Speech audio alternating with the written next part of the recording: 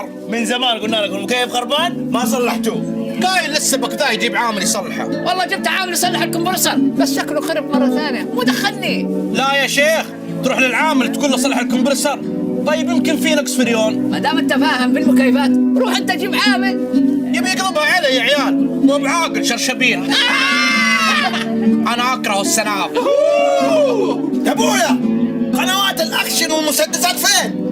انا بيدي هدف المفضل. شكله انت كفته حذفتها يا نخبه. اكيد كفته، اصلا اي غلط يصير بالاستراحه نسبه 90% كفته هو السبب. واحلى شيء كذا وجهه قوي يسوي بريء. يعني كل حاجة على راس كفتة، والله ما قعد دقيقة واحدة. لا تروح، خليك معانا. اذا انت رحت طقطق على مين؟ والله ما عاد اجي استراحتكم مرة ثانية، فاهم انت وياه؟ يا كفته يا ولدي ايش بك زعلان؟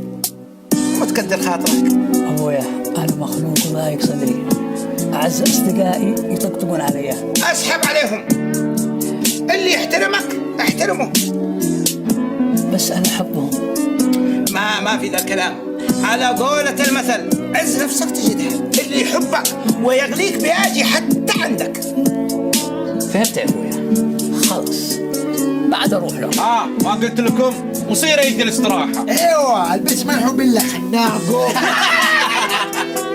ايش قصدك؟ يعني انا بس؟ ايه انت بس وشكش الفار. شوف شكش طقطقنا عليه ولا زعل. اذا هو يرضى انا مرضى. خلاص يا تراكم زي وتوه، ما عليك منهم. قم يا بي خلينا نلعب بلاي ستيشن. لا لا لا انا ماشي مروح البيت، والمثل يقول عز نفسك تجدها. تعال والله ما تروح يا بي، تعال ايش دعوه؟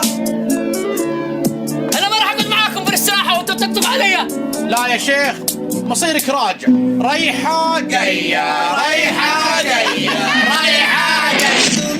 من أصحاب كانوا في عيني كبار، منهم جرحي ما طاب، بعد كل شي ما صار، بس الدنيا دوره بكرة جرحي يطيب. غابة وبدون أسباب منهم قلبي محتار، فيهم ظني قد خاب ما تنفعهم الأعذار، بس الدنيا دوره بكرة جرحي يطيب. من الناس يا ما شفنا من الناس، وفينا ولا وفوا معنا ولكن وفينا.